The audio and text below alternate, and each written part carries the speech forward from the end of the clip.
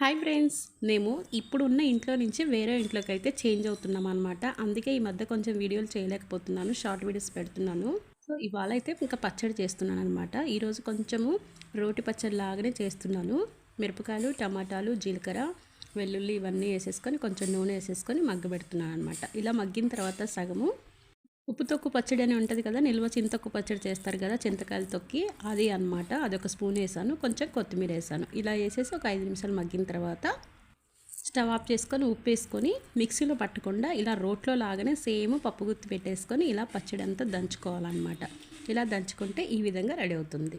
So ఇలా దంచి పచ్చడి వేడివేడి అన్నంలో కొద్దిగా నెయ్యి వేసేసుకొని దీనిపైన పచ్చడి వేసుకొని తింటే ఎంత కమ్మగా ఉంటుందో అసలు తెలుసా. మంచి మంచి అన్నీ వేసేసి వెరైటీలు చేసిన దానికంటే ఇలా అప్పుడప్పుడు కమ్మగా పచ్చడి చేసుకొని నెయ్యి వేసి పిల్లలకు కూడా పెట్టండి, మనకి కూడా బాగుంటుంది అనమాట. చాలా టేస్టీగా ఉంటుంది. వీడియో నచ్చితే లైక్ చేసి సబ్స్క్రైబ్ చేయండి.